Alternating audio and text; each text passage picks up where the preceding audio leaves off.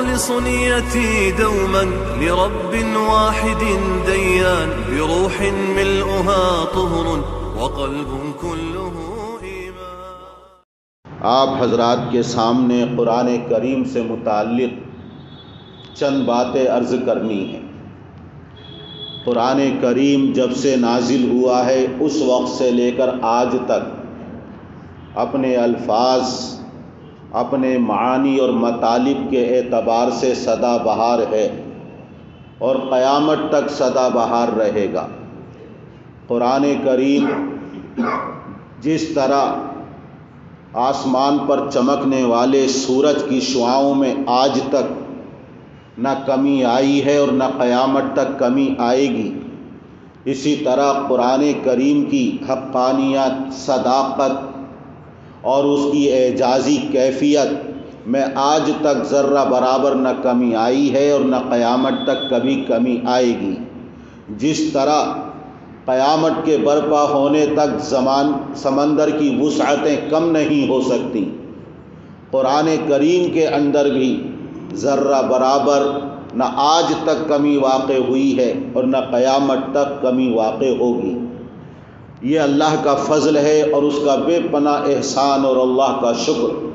جتنا بھی اس پر اللہ کا شکر ادا کیا جائے کم ہی کم ہے کہ آج ہمارے پاس جو اللہ نے ہمیں کتاب عطا فرمائی تھی اور اللہ نے نازل کی تھی صحیح صورتحال کے ساتھ، بغیر کسی تبدیلی کے، بغیر کسی تحریف کے محفوظ ہے. جتنے پہلے آسمانی مذاہب تھے یا جتنی پہلے آسمانی مذاہب کے ماننے والی قومیں تھیں، آج ان کے پاس ان کی آسمان سے نازل کردہ کوئی کتاب محفوظ نہیں ہے. ان کے پاس آسمانی تعلیمات محو ہو گئیں، مٹ گئیں اور ان میں تحریف کر دی گئی.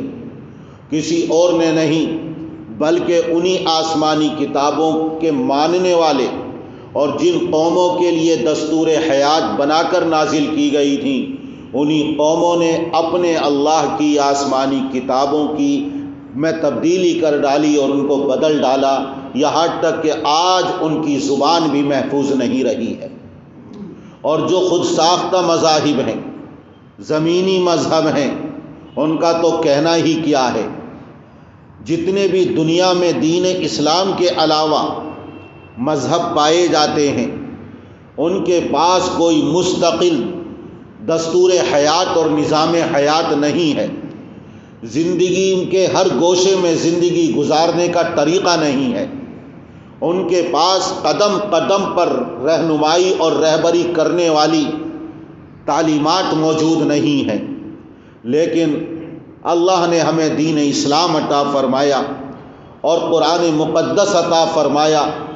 اس قرآن مقدس میں اور دین اسلام میں قدم قدم پر تعلیمات دی گئی ہیں، قدم قدم پر رہنمائیاں کی گئی ہیں. زندگی کے ہر گوشے میں ہمیں زندگی گزار کا طریقہ بتایا گیا ہے. ہمیں اس میں پیاسا اور تشنا نہیں چھوڑا گیا.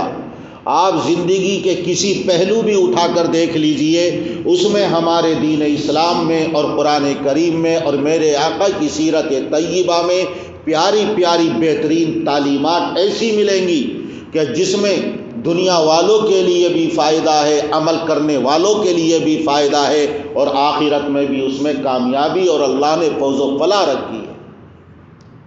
ایک ہی لفظ لے لیجئے پاکی کا. ہمارے دین اسلام میں قرآن کریم میں پاکی کا اتنا اہتمام کیا جاتا ہے کہ اس کے بغیر نمازیں قبول نہیں ہو سکتی. فرض ہے، شرط ہے. لیکن دین اسلام کے علاوہ کسی بھی دین دھرم کے اندر آپ کو کلین، صفائی، ستھرائی یہ الفاظ تو مل جائیں گے، لیکن پاکی کا لفظ نہیں ملے گا. وہ جانتے ہی نہیں ہے کہ پاکی کیا ہوتی ہے.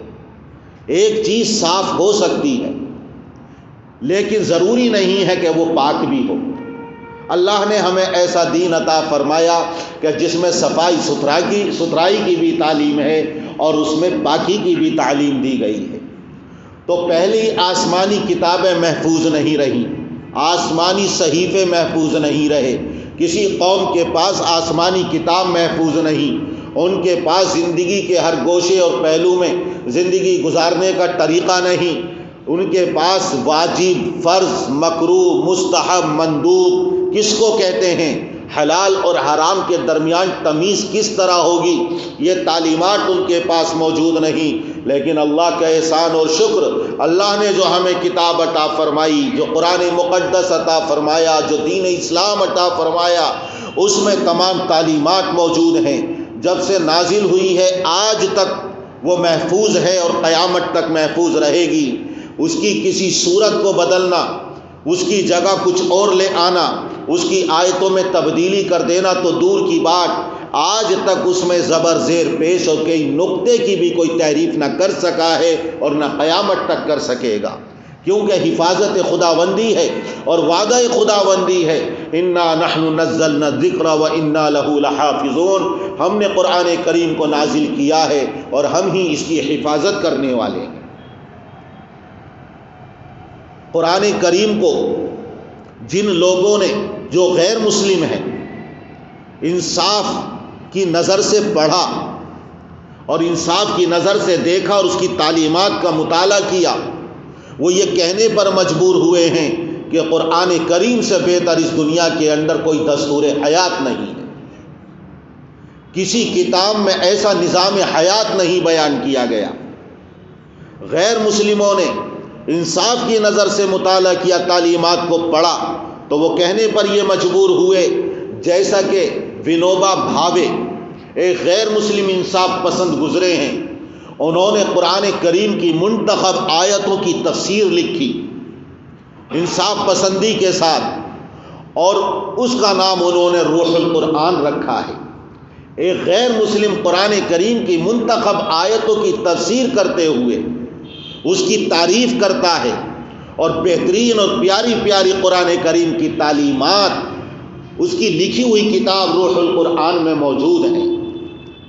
اسی طرح بابائے قوم مہاتما گاندھی قرآن کریم کی تلاوت کرتے تھے، قرآن کریم کو الہامی کتاب مانتے تھے اور قرآن کریم سے بے پناہ متاثر تھے۔ ایک غیر مسلم ہیں اور تاریخ نے ان کا نام محفوظ کیا، بابا بھوپیندر ناتھ باسو، انہوں نے یہ کہا کہ قرآن کریم جب سے نازل ہوا ہے آج تک، اور لکھا ہے انہوں نے کہ قرآن کریم جب سے نازل ہوا ہے اس وقت سے لے کر آج تک ایسی اس کے اندر پیاری پیاری بہترین تعلیمات ہیں، اور کوئی آج تک اس کے اندر تبدیلی نہیں ہوئی کہ ایک اگر جھاڑو دینے والا، صفائی ستھرائی کرنے والا، گندی نالیاں صاف کرنے والا، کوڑا کرکٹ اور کچرا اٹھانے والا اگر اسلام لے آتا ہے تو مسلمانوں میں اعلیٰ سے اعلیٰ خاندان کی برابری کرتا ہے۔ علامہ اقبال نے اسی کو کہا، ایک ہی صف میں کھڑے ہو گئے محمود و ایاز، نہ کوئی بندہ رہا نہ کوئی بندہ نواز۔ قرآن کریم نے یہ مساوات کا سبق دیا ہے، برابری کا سبق دیا ہے۔ اسی طرح بابو بپن چندر پال، انہوں نے یہ لکھا ہے کہ قرآن کریم ایسی بہترین کتاب ہے جس میں اونچ نیچ نہیں، جس میں ذات پات نہیں، جس میں تفریق نہیں، جس میں ایک مذہب کے ماننے والے یعنی مسلمانوں کے درمیان کوئی فرق نہیں کیا گیا ہے۔ اور مہاتما گاندھی نے کہا کہ میں قرآن کریم کو الہامی کتاب مانتا ہوں اور مجھے اسے الہامی کتاب ماننے میں ذرہ برابر تردد اور شک نہیں ہے۔ یہ میں ان لوگوں کی باتیں اور شہادتیں اور گواہیاں پیش کر رہا ہوں جو اسلام کی دولت سے محروم تھے، جو غیر مسلم تھے، لیکن قرآن کریم کو انہوں نے انصاف کے ساتھ پڑھا اور اس کا مطالعہ کیا تو قرآن کریم کی صداقت، اس کی حقانیت اور اس کی تعلیمات کی اچھائیوں کی گواہی دینے پر وہ مجبور ہوئے ہیں۔ لیکن جن لوگوں نے تعصب کا، دشمنی اور عداوت کا چشمہ لگا رکھا ہے اور وہ عصبیت کی نگاہ سے ہماری مذہبی کتاب کو دیکھتے ہیں تو ظاہر ہے اگر رنگین چشمہ لگائیں گے تو رنگین نظر آئے گا، تعصب کی نگاہ سے دیکھیں گے تو خامیاں ہی خامیاں اس میں وہ دیکھے گا، اگر انصاف سے دیکھیں گے تو اس میں خامیاں نہیں، اچھائیاں ہی اچھائیاں نظر آئیں گی۔ اس لیے جن لوگوں نے تنقیسی نگاہ سے دیکھا، تنقیدی نگاہ سے دیکھا، تعصب کا چشمہ اور عینک لگا کر دیکھا، تو انہوں نے قرآن کریم کے اوپر طرح طرح کے الزامات لگائے، اعتراضات کیے، اور یہاں تک کہہ ڈالے کہ قرآن کریم کو بدل دیا جائے، قرآن کریم کی 24 آیتوں کو قرآن کریم سے نکال دیا جائے۔ قرآن کریم یہ انصاف کی تعلیم نہیں دیتا، غرض یہ کہ طرح طرح کے الزامات لگائے، لیکن یہ کوئی نئی بات نہیں ہے، اس سے پہلے بھی قرآن کریم کے بارے میں اعتراضات کیے جا چکے ہیں۔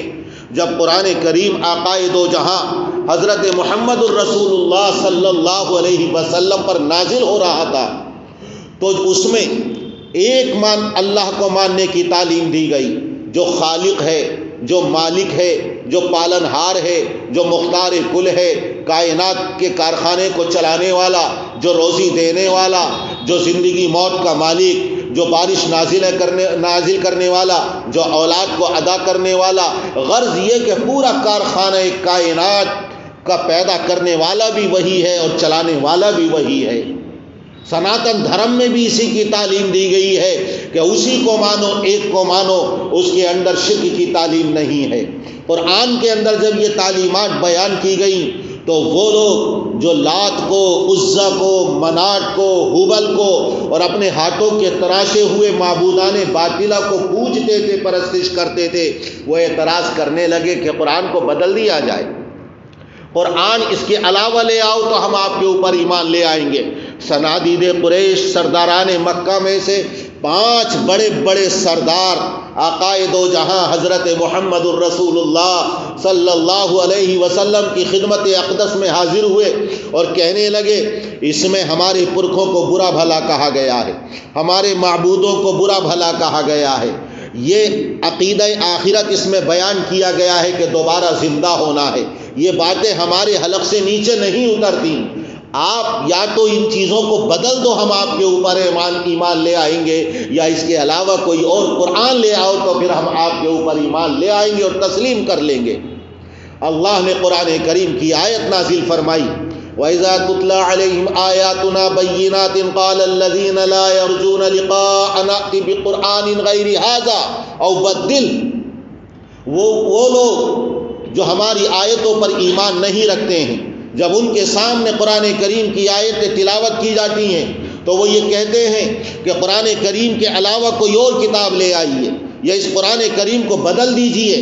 اللہ نے فرمایا کہ آپ فرما دیجئے، ما یکون لی ان ابدلہ من تلقاء نفسی، میرے اختیار میں نہیں ہے کہ میں اپنی طرف سے اس قرآن کریم کو بدل دوں، ان اتبع الا ما یوحی الی، میں تو اسی کی پیروی اور اتباع کرتا ہوں جو اللہ نے میرے اوپر وحی نازل کی ہے۔ انی اخاف ان عصیت ربی عذاب یوم عظیم، میں تو ڈرتا ہوں اپنے پروردگار سے، اگر میں نے نافرمانی کی تو بڑے دن کے عذاب میں مبتلا نہ کر دیا جاؤں۔ یہ قرآن کریم اللہ کی کتاب ہے۔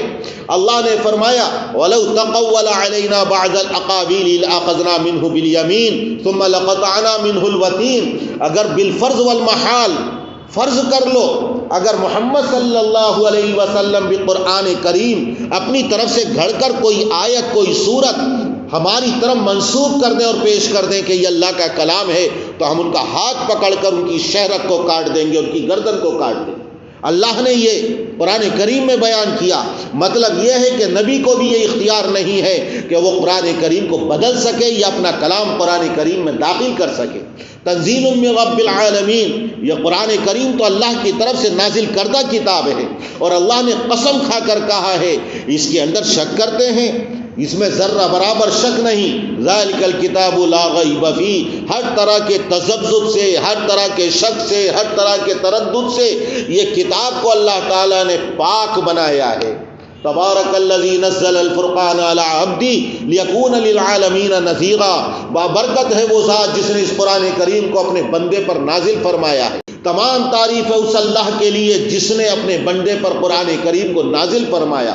قرآن کریم میں جا بجا اللہ تعالیٰ نے اس کا اعلان کیا ہے، یہ قرآن کریم محمد کی اپنی کتاب نہیں ہے بلکہ ساتوں آسمانوں کے اوپر سے ہم نے اس کلام کو تمہاری فلاح کے لیے، تمہاری بہبود کے لیے، تمہاری کامیابی کے لیے، ہر طرح کے شر اور فتنے کو، جھگڑے کو ختم کرنے کے لیے، دنیا میں امن و امان قائم کرنے کے لیے اس کتاب کو نازل فرمایا ہے۔ آپ قرآن کریم کے نزول سے پہلے کے حالات جب پڑھیں گے اور دیکھیں گے، پورے عالم کا جائزہ لے لیجئے۔ اس وقت دو سپر پاور طاقتیں سمجھی جاتی تھی، سپر پاور سب سے بڑی طاقت، ایک تو رومن امپائر، رومت الکبریٰ بڑی طاقت تھی، اور دوسری ایران اور فارس کی بڑی طاقت تھی۔ دنیا کے آدھے حصے پر رومن امپائر نے قبضہ کر رکھا تھا، اور دنیا کے دوسرے آدھے حصے پر فارس اور ایران والوں نے قبضہ کر رکھا تھا۔ ان میں ایسی خوریز جنگیں ہوتی تھیں کہ لاکھوں آدمی کام میں آتے تھے اور مارے جاتے تھے۔ عرب کا حال یہ تھا کہ بچیوں کو قتل کیا جاتا تھا، زندہ درگور کیا جاتا تھا، ڈاکہ زنی عام تھی، قتل و غارت گری کا دورہ تھا، لوٹ مار عام تھی، بدکاری اور زناکاری عروج پر تھی، اس کو عیب نہیں سمجھا جاتا تھا۔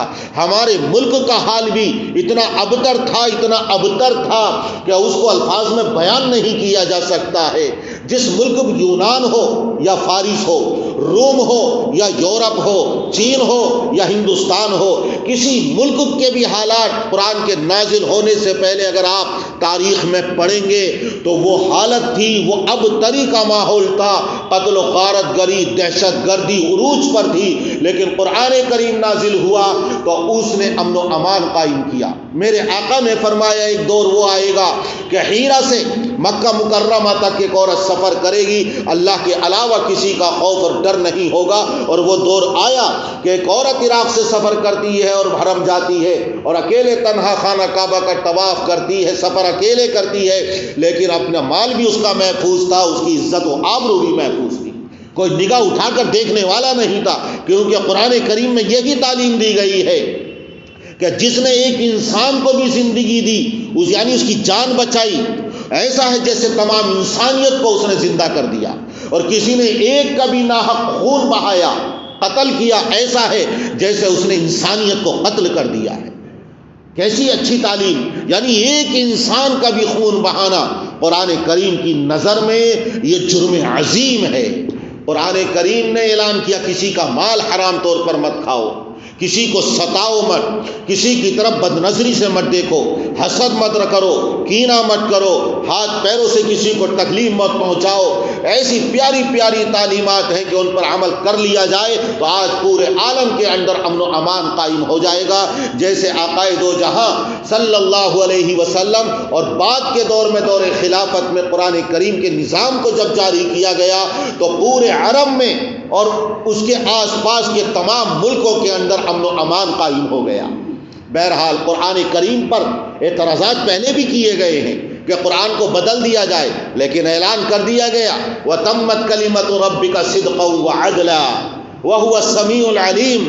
اللہ کے کلمات مکمل ہو گئے، تام ہو گئے، کوئی تبدیل لا مبدل لکلماتی، تمت کلمت ربک صدقا وعدلا لا مبدل لکلماتی وهو السمیع العلیم۔ ایک اللہ کے کلام کو، اللہ کے کلمات کو کوئی بدلنے والا نہیں۔ اگر کوئی کہتا ہے، اعتراض کرتا ہے اور اپنے تعصب کی اور عصبیت کی عینک کو چشمہ لگا کر قرآن کریم کو دیکھتا ہے تو اللہ سننے والا ہے اور جاننے والا ہے۔ قرآن کریم میں اللہ نے ارشاد فرمایا وَاتْلُ مَا أُوحِيَ إِلَيْكَ مِنْ كِتَابِ رَبِّكَ لَا مُبَدِّلَ لِكَلِمَاتِهِ وَلَن تَجِدَ مِن دُونِهِ مُلْتَحَدًا۔ جو آپ کے پروردگار کی طرف سے قرآن کتاب نازل کی گئی ہے اس کی تلاوت کیجیے۔ اللہ کی کتاب کو اور کلمات کو کوئی بدلنے والا نہیں ہے، اللہ کے علاوہ کہیں جائز پناہ نہیں ملے گی۔ قرآن کریم میں اللہ نے فرمایا وَلَقَدْ كُذِّبَتْ رُسُلٌ مِّن قَبْلِكَ فَصَبَرُوا عَلَى مَا كُذِّبُوا وَأُوذُوا حَتَّى أَتَاهُمْ نَصْرُنَا وَلَا مُبَدِّلَ لِكَلِمَاتِ اللَّهِ۔ اللہ کے کلمات کو کوئی بدلنے والا نہیں۔ اگر یہ جھٹلا رہے ہیں آپ کو تو آپ سے پہلے رسولوں کو بھی جھٹلایا گیا، ان کو بھی تکلیف پہنچائی گئی، آپ کو بھی تکلیف پہنچائی جا رہی ہے۔ قرآن کی تبدیلی کی بات کرتے ہیں، اس سے پہلے بھی اعتراضات ہوئے ہیں، لیکن یہ اللہ کی کتاب ہے، اللہ کی طرف سے نازل کردہ ہے۔ وَلَا مُبَدِّلَ لِكَلِمَاتِ اللَّهِ۔ اللہ کے کلمات کو، اللہ کے کلام کو، اللہ کی کتاب کو کوئی بدل سکتا نہیں، کسی انسان کے اختیار میں نہیں ہے۔ اور یہ تو ایسی کتاب ہے جس میں اللہ تعالیٰ نے ہمارے لیے زندگی رکھی ہے، حیات رکھی ہے، دنیا اور آخرت کی اس میں فوز و فلاح اور کامیابی رکھی ہے۔ یہ غیر مسلم جن کی شہادتیں میں نے آپ کے سامنے پیش کی ہیں کہ اس میں ذات پات کا فرق نہیں، اس میں اونچ نیچ کا فرق نہیں، اس کے اندر اگر کوئی اسلام میں داخل ہو جاتا ہے، چاہے وہ جھاڑو دینے والا اور کوڑا کرکٹ صاف کرنے والا ہو، لیکن وہ ایک مسلمان ہوتا ہے، اور بڑے سے بڑے مسلمان جو اعلیٰ خاندان سے تعلق رکھتا ہو اس کی برابری کا درجہ اس کو دیا جاتا ہے۔ حضرت بلال حبشی رضی اللہ تعالی عنہ سے کون مسلمان واقف نہیں ہوگا؟ وہ کالے تھے، غلام تھے، ہونٹ موٹے موٹے تھے، رنگ کالا تھا، لیکن ایمان لے آئے۔ اللہ تبارک و تعالیٰ نے کتنا اونچا مقام عطا فرمایا کہ ایک وقت وہ آیا کہ خانہ کعبہ کی چھت پر کھڑے ہو کر اللہ کے رسول نے حکم دیا ہے کہ اذان دو۔ آج ان کے قدم خانہ کعبہ کی چھت کے اوپر ہیں اور اللہ کی تکبیر کی صدائیں بلند کر رہے ہیں۔ میرے آقا کے جد امجد ہاشم جب مدینہ منورہ گئے، قریش کے سردار تھے، عرب کے سردار تھے، مکہ مکرمہ میں عزت کی نگاہ سے دیکھے جاتے تھے، پورے عرب میں ان کو عزت کی نگاہ سے دیکھا جاتا تھا، بیت اللہ کے خادم سمجھے جاتے تھے، اس وجہ سے ان کا مقام پورے عرب میں سب سے بلند و بالا تھا۔ اور قریش خاندان کو اللہ نے تمام قبائل عرب پر فضیلت اور برتری عطا فرمائی ہے۔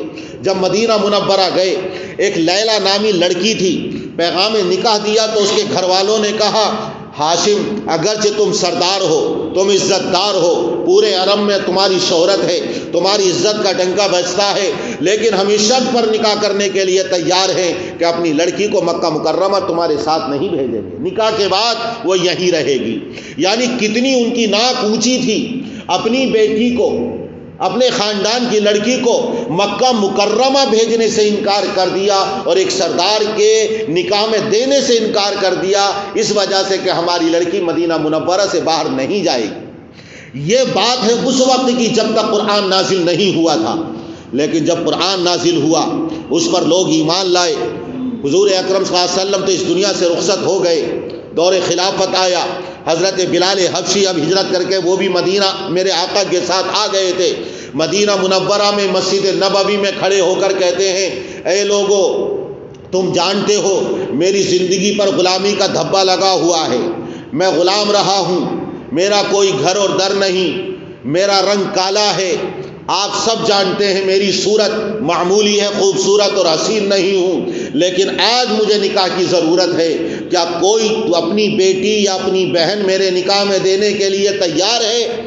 ایک زمانہ تو وہ تھا کہ عرب کا سردار اور قریش کا سردار، مکے عرب بیت اللہ کا خادم میرے آقا کے جد امجد ہاشم نکاح کا پیغام دیتے ہیں تو وہ انکار کر دیتے ہیں، لیکن اسلام لانے کے بعد حضرت بلال حبشی جب نکاح کی خواہش ظاہر کرتے ہیں کہ مجھے نکاح کی ضرورت ہے اور میری زندگی سے تم واقف ہو، تو بیسیوں لوگ کھڑے ہو گئے اور مسجد نبوی میں آوازیں گونجنے لگیں، اے بلال ہم اپنی بیٹی کو تیرے نکاح میں دینے کے لیے تیار ہیں، اے بلال اپنی بہن کو ہم تیرے نکاح میں دینے کے لیے تیار ہیں۔ بیسوں لوگ خواہش ظاہر کرنے لگے، کیوں؟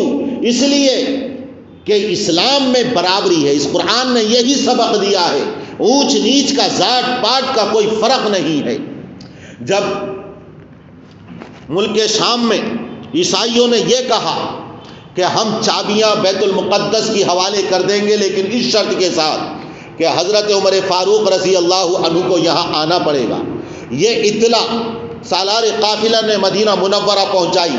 حضرت عمر رضی اللہ عنہ اپنے خادم کو لے کر چلتے ہیں اونٹ پر سوار ہو کر، لیکن یہ کہتے ہیں سواری ایک ہے، سوار دو ہیں، اگر دونوں اونٹ پر سوار ہوں گے ملک شام تک اونٹ پر ظلم کریں گے، اگر میں سوار ہو کر چلوں گا تم پیدل چلو گے تو میں تمہارے اوپر ظلم کروں گا، اور اگر تم سوار ہو کر چلو گے میں پیدل چلوں تو میرے اوپر ظلم ہوگا، لہٰذا ہم منزلیں مقرر کر لیتے ہیں، ایک منزل تک میں سوار ہو کر چلوں گا تم پیدل چلو گے، اور ایک منزل تک تم سوار ہوگے میں پیدل چلوں گا، اسی طرح ہم ملک شام تک کا سفر طے کریں گے۔ لہٰذا سفر جاری رکھا، بڑے بڑے پوپ، بڑے بڑے پادری، عیسائی مذہبی رہنما ملک شام کی سرحدوں پر امیر المؤمنین حضرت عمر فاروق کا انتظار کر رہے ہیں۔ ایک غبار اڑتا ہوا نظر آیا اور اس غبار سے ایک سوار اور ایک اونٹ کی نکیل پکڑ کر آگے کھینچنے والا نظر آ رہا ہے۔ جب وہ قریب ہوئے تو عیسائی پادریوں نے یہ کہا کیا تمہارے امیر المؤمنین وہی ہیں کہ جو اونٹ کے ساتھ اونٹ پر سوار ہو کر آ رہے ہیں؟ اتنے میں کافی قریب آ چکے تھے اور حضرت عمر رضی اللہ عنہ اس وقت اونٹ کی لگام اور نکیل پکڑے ہوئے چل رہے تھے اور اپنے غلام کو سوار کر کے لے کر چل رہے تھے۔ عیسائی پوچھتے ہیں کیا تمہارے امیر المؤمنین یہی ہیں جو اونٹ پر سوار ہیں؟ تو صحابی رسول جو اس وقت ملک شام میں مقرر تھے سپہ سالار کی حیثیت سے، انہوں نے کہا کہ نہیں، ہمارے امیر المؤمنین تو وہ ہیں کہ جو اونٹ کی نکیل اور لگام پکڑ کر کھینچ کر لے کر آ رہے ہیں، سوار ہونے والا ان کا غلام ہے، آگے آگے اس کو کھینچنے والے اونٹ کو امیر المؤمنین حضرت عمر فاروق ہیں۔ کتنا خیال کیا ہے دیکھیے غلام کا۔ یہ ہے اسلام اور یہی تعلیم دی گئی ہے ہمارے قرآن مقدس کے اندر۔ جب یہ دیکھا ہے عیسائیوں اور عیسائی پادریوں نے، چابیاں اپنی خوشی سے برضا و رغبت حضرت عمر رضی اللہ عنہ کے قدموں میں ڈال دی اور یہ کہا کہ وہ امیر المؤمنین جو اپنے غلام پر ظلم کو گوارا نہیں کرتا اور زیادتی نہیں کرتا، ہمیں یقین ہے کہ وہ ہمارے اوپر بھی ظلم اور زیادتی نہیں کرے گا۔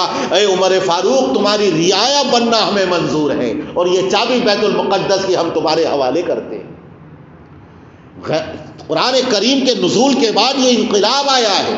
یہ قرآن کریم تو ایسی پیاری دینی مذہبی کتاب ہے کہ جس نے بھی اپنایا ہے، جس نے اس کی تعلیمات کو پڑھا ہے، اس کی زندگی اور اس کے دل کی کائنات میں اس نے انقلاب برپا کر دیا۔ اگر مسلمان آج بھی عمل پیرا ہو جائیں تو ہمارے معاشرے میں ایسا عظیم انقلاب برپا ہوگا کہ مثالی نمونہ اور مثالی معاشرہ بن جائے گا۔ حضرت علی رضی اللہ تعالی عنہ اپنے غلام کے ساتھ ایک کپڑے بیچنے والے کی دکان پر گئے، کہا ایک عمدہ قسم کا کپڑا دے دو، ایک معمولی قسم کا کپڑا دے دو۔ لہٰذا اس بزاز نے، کپڑے بیچنے والے نے کپڑے کاٹ کر دیے۔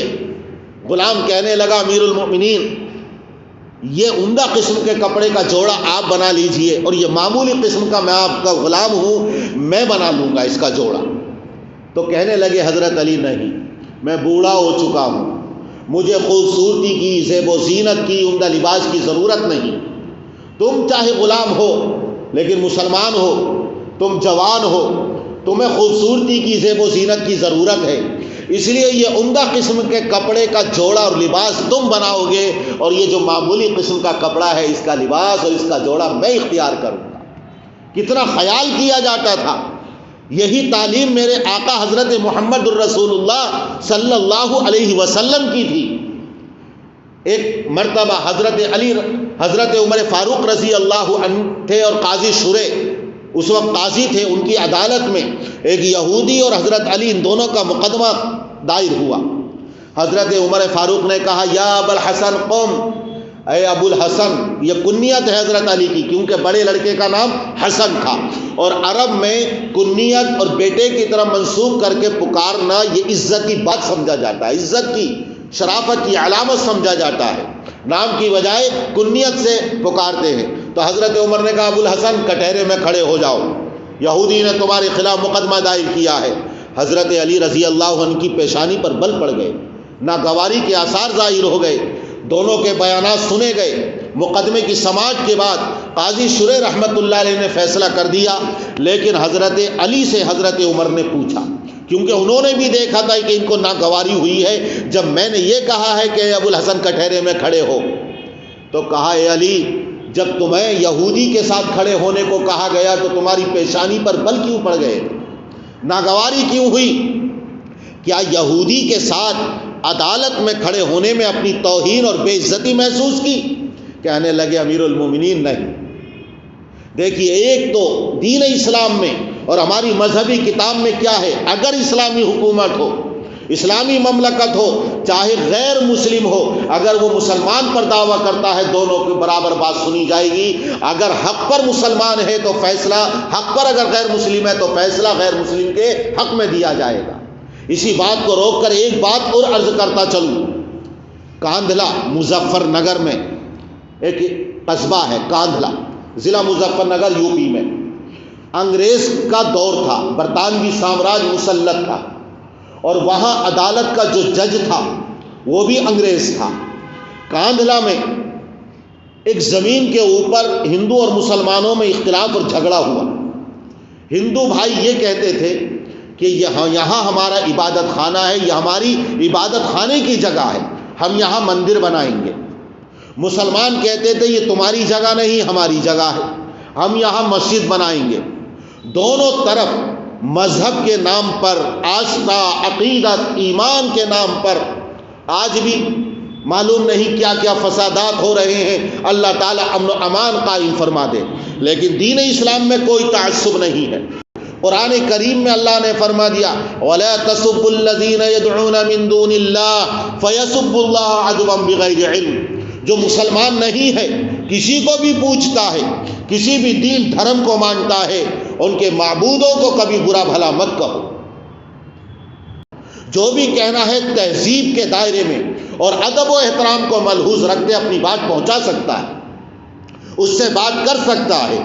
تو اب یہ مذہب کے نام پر دونوں گروپ سامنے آ گئے، قریب تھا کہ بہت بڑا فساد ہو جائے۔ اس جج نے ہندوؤں کو ایک طرف بلایا اور کہا کیا تمہاری نظر میں کوئی مسلمانوں میں ایسا آدمی ہے کہ جس کی شہادت کو تم مان لو؟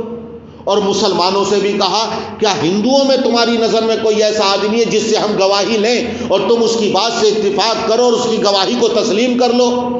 مسلمانوں نے یہ کہا کہ ہماری نظر میں تو کوئی ایسا نہیں ہے کہ جو ہمارے حق میں گواہی دے سکے یا ہم اس کے اوپر اعتبار کریں۔ جب ہندوؤں سے پوچھا جج نے، انگریز جج نے، کہ تمہاری نظر میں ہے کوئی؟ کہنے لگے کہ ہاں ہے، مسلمانوں میں ایک ہے شخص، اگر وہ جو بات کہہ دے گا ہمیں تسلیم ہے۔ اگر وہ یہ کہہ دے گا کہ یہ مسجد کے لیے دے دی جائے، ہم اس سے اپنا حق اٹھا لیں گے، دستبردار ہو جائیں گے، آپ فیصلہ دے دیں مسلمانوں کو دے دی جائے۔ لیکن اگر وہ یہ کہہ دیں گے کہ یہ مندر کی جگہ ہے، ہمارا عبادت خانہ بنے گا، تو پھر آپ کو یہ فیصلہ لکھنا پڑے گا کہ وہ جگہ ہمیں دے دی جائے۔ اب جب باہر نکلے ہیں عدالت سے اور کورٹ سے، تو مسلمانوں کے چہرے بجھے ہوئے تھے اور ہندوؤں کے چہرے بھی بجھے ہوئے تھے کہ کیا فیصلہ ہوگا معلوم نہیں۔ لیکن انگریز نے یہ حکم دیا کہ ہندوؤں نے جس مسلمان کی طرف رہنمائی کی گئی ہے اس مسلمان کو عدالت میں حاضر کیا جائے، ہم اس کی شہادت اور گواہی لیں گے اور اس کے مطابق فیصلہ کر دیں گے۔ کاندھلا کے مشہور بزرگ حضرت محمود بخش ان کا نام تھا، اپنے وقت کے بزرگ تھے اور حضرت مفتی الہی بخش کے حقیقی بھائی تھے، ولایت کے مقام پر فائز تھے، سچے پکے مسلمان تھے۔ لیکن انگریزوں نے اس ملک کی عوام پر اتنا ظلم کیا تھا کہ انہوں نے یہ قسم کھائی تھی کہ کسی انگریز کا منہ نہیں دیکھوں گا۔ جب ان کے پاس یہ پیغام آیا کہ آپ کو عدالت میں حاضر ہونے کو کہا گیا ہے، انہوں نے کہا کہ میں انگریز کی صورت کو نہیں دیکھوں گا، میں نے قسم کھا رکھی ہے۔ تو ان سے کہا گیا کہ آپ انگریز کی طرف پشت کر لینا، اس کو دیکھنا مت، لیکن وہاں چل کر گواہی دے دو۔ لہٰذا یہ عدالت میں پہنچے اور انگریز جج کی طرف اپنی پشت کو کیا اور دوسری طرف اپنے رخ کو کیا۔ انگریز نے پوچھا کہ اس جگہ کے بارے میں جس میں اختلاف ہے اور مذہبی فسادات رونما ہونے کا اندیشہ ہے، آپ کیا کہتے ہیں، کس کو دے دی جائے؟ تو ان محمود بخش رحمت اللہ علیہ نے کہا کہ وہ جگہ ہندوؤں کی ہے، مسلمانوں کی نہیں، وہ جگہ ہندوؤں کو دے دی جائے۔ جب یہ انہوں نے کہا ہے تو جج نے فیصلہ لکھ دیا کہ یہ جگہ ہندوؤں کی ہے، لہذا ہندوؤں کو دے دی جائے۔ جب مسلمان نکلتے ہیں تو چہرے لٹکے ہوئے ہیں، افسردہ ہیں، بڑے غمگین ہیں۔ لیکن جب باہر نکلے تو ہندو بھائیوں نے وہیں مسلمانوں کو روک لیا کہ آج مسلمان تو مقدمے میں ہار گئے، آج مسلمان یہ مقدمہ ہار گئے، لیکن آج ایک مسلمان کی سچی گواہی اور شہادت کی وجہ سے اسلام جیت گیا ہے، لاؤ اپنے ہاتھ، ہم تمہارے ہاتھ پر اسلام کو قبول کرتے ہیں۔ اور اس گاؤں والوں نے اسلام کو قبول کر لیا۔ دیکھیے ایک مسلمان، قرآن کی یہی تعلیم ہے، ہمیشہ سچ بولو، سچ کا دامن کبھی نہ چھوڑو۔ قرآن کی کتنی آیتیں اس بات پر ببانگ دوہل اعلان کرتی ہیں، اگر گواہی دینے کی نوبت آئے تو اگر تمہارے ماں باپ کے خلاف گواہی دینی پڑے اولاد کے خلاف گواہی دینی پڑے، اپنے اعزاء اقربا رشتہ داروں کے خلاف گواہی دینی پڑے، تب بھی سچی گواہی دینا اور ان کے خلاف گواہی دینا، کبھی بھی سچ سے منہ مت موڑنا۔ یہ قرآن تو ایسی تعلیمات دیتا ہے اور اس کے اوپر اعتراضات کیے جاتے ہیں۔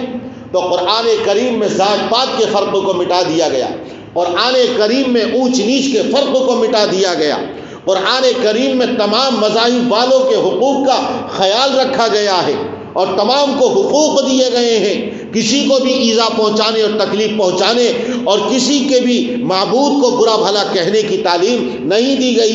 اپنی بات کہو لیکن ادب و احترام کے دائرے میں کرو۔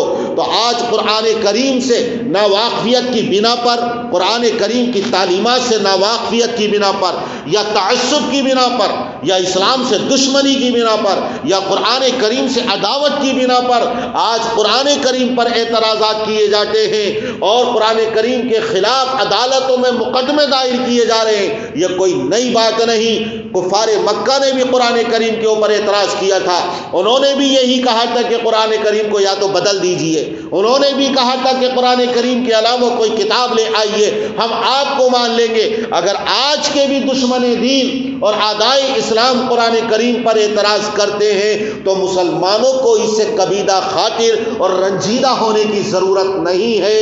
قرآن کریم میں آج تک نہ کوئی تبدیلی کر سکا ہے، نہ قیامت تک تبدیلی کر سکے گا۔ یہ اللہ کی طرف سے نازل کردہ کتاب ہے۔ توریت میں حضرت موسیٰ کو اختیار نہیں تھا کہ ایک آیت کو، ایک حرف کو بدل دیں، لیکن قوم نے بدل ڈالا۔ حضرت عیسیٰ علیہ السلام کو اختیار نہیں تھا کہ انجیل کے اندر تحریف اور تبدیلی کر دیں، لیکن عیسائیوں نے اس کو بدل ڈالا، بائبل کے اندر تحریف کر ڈالی۔ اسی طرح قرآن کریم کے اندر میرے آقا کو اختیار نہیں دیا گیا ہے کہ اس کے اندر ذرہ برابر بھی تبدیلی کر دے، اور اللہ نے اس کی حفاظت کا وعدہ کیا ہے، اس لیے کوئی بھی اس کے اندر تبدیلی آج تک نہ کر سکا ہے اور نہ قیامت تک کر سکے گا۔ یہ سچی کتاب ہے، اچھی کتاب ہے، بہترین تعلیمات ہیں، دہشت گردی کا خاتمہ ہے، اس کے اندر پیار و محبت کی تعلیم دی گئی ہے، الفتوں کی تعلیم دی گئی ہے، غیروں کو سینے سے لگانے کی تعلیم دی گئی ہے، مسلمان شیر و شکر بنائے گئے ہیں، ایک مسلمان دوسرے مسلمان کا بھائی ہے، اور اگر کوئی غیر مسلم ہے چاہے ہندو بھائی ہے اس سے بھی ہمارا رشتہ ہے، وہ اس سے ہمارا خونی رشتہ ہے، وہ ہمارا خونی بھائی ہے۔ اس لیے کہ قرآن میں کہا گیا ہے یا ایھا الناس اتقوا ربکم الذی خلقکم من نفس واحدہ وخلق منها زوجہا۔ اے لوگو اس پروردگار سے ڈرو جس نے تم کو ایک جان سے پیدا کیا ہے۔ حضرت آدم کا خون جس طرح مسلمان کی رگوں میں دوڑ رہا ہے اسی طرح ہندو بھائیوں کی رگوں میں بھی دوڑ رہا ہے، وہ ہمارے خونی بھائی ہیں، اس لیے ان کے ساتھ بھی ہمارا اچھا سلوک ہونا چاہیے، ان سے بھی پیار و محبت کا اظہار ہونا چاہیے، ان کے ساتھ ہماری رواداری کا معاملہ ہونا چاہیے۔ اسی طرح مسلمانوں کے ساتھ جب ہم اس نے سلوک کریں اپنے برادران وطن کو بھی نہ بھولیں۔ دوسرا رشتہ ان سے ہمارے پڑوسی ہونے کا ہے۔ احادیث شریفہ میں پڑوسیوں کے کتنے حقوق بیان کیے گئے ہیں، وہ ہمارے وطن کے ساتھی ہیں، وہ ہمارے پڑوسی ہیں، خونی رشتہ ان سے ہے، پڑوس کا رشتہ ان سے ہے، اس لیے ہماری طرف سے پیار اور محبت کا اظہار ہونا چاہیے۔ جب ہماری طرف سے یہ باتیں ہوں گی وہ نفرتوں کا اظہار کریں، ہم محبتوں کا اظہار کریں۔ اگر وہ پتھر مارے تو ہم ان کی طرف پھول برسائیں۔ یہی میرے آقا کی تعلیم ہے کہ اگر طائف کے لوگ پتھر برسا رہے ہیں تو میرے آقا ان کے لیے دعائیں دے رہے ہیں، اللہ یہ جانتے نہیں ہیں کہ میں کون ہوں، اے اللہ ان کو ہدایت عطا فرما۔ جنہوں نے خون سے لہو لہان کر دیا تھا، جب مسجد نبوی میں مہمان بن کر مدینہ منورہ آتے ہیں تو آپ ان کے لیے خیمے لگاتے ہیں اور ان کے قیام کا انتظام کرتے ہیں۔ لوگ کہتے ہیں کہ اللہ کے رسول ہم ان کی خدمت کریں، کہا کہ نہیں بلکہ میں ان کی خدمت خود کروں گا۔ اگر حبشے سے اور ایتھوپیا سے آتے ہیں تو میرے آقا ان کی خدمت خود کرتے ہیں، یہ کہتے ہوئے کہ میرے صحابہ کرام کی ایتھوپیا کی سرزمین پر انہوں نے خدمت کی تھی، آج میں ان کی خدمت کروں گا۔ ایک کافر آتا ہے دشمن اور میرے آقا کے بستر کو ناپاک کر کے چلا جاتا ہے، لیکن تلوار بھول کے چلا جاتا ہے۔ جب واپس آتا ہے تلوار لینے تو دیکھتا ہے آقائے دو جہاں، میرے میزبان جن کو میں قتل کرنے کے ارادے سے آیا تھا، جن کے بستر پر میں نے پیخانہ کیا، اپنے ہاتھوں سے دھو رہے ہیں۔ دیکھ کر تھر تھر کانپنے لگا، کیا اعلیٰ اخلاق ہیں، کیا انسانیت ہے، ایسا اعلیٰ انسان تو ہم نے زندگی میں کبھی دیکھا نہیں۔ میرے آقا کے یہ اخلاق دیکھ کر آپ نے کچھ بھی نہیں فرمایا، یہ فرمایا بھائی تم اپنی تلوار بھول گئے تھے، لو تلوار لے جاؤ۔ یہ بھی اظہار نہیں کیا کہ تم نے میرے بستر کو ناپاک کر دیا ہے۔ میرے آقا کے یہ اخلاق، یہ محبت، یہ الفت دیکھ کر اسلام میں داخل ہو جاتا ہے۔ خیر، قرآن کریم سچی کتاب، اچھی کتاب، اس کے اندر بہترین اور پیاری تعلیمات ہیں۔ آج ضرورت اس بات کی ہے کہ ہم قرآن کریم کی تعلیمات کو عام کریں، اور وہ لوگ جو قرآن کریم پر اعتراضات کرتے ہیں ہم ان سے بھی درخواست کریں گے کہ قرآن کریم کو انصاف کی نگاہ سے پڑھیں۔ انشاءاللہ تمہاری زندگیوں میں اور دلوں کی کائنات میں آپ کو انقلاب نظر آئے گا۔ اللہ تبارک و تعالی قرآن کریم کی تعلیمات کو عام کرنے کی توفیق عطا فرمائے۔ وآخر دعوانا ان الحمد للہ۔ وأخلص نيتي دوما لرب واحد ديان بروح ملؤها طهر وقلب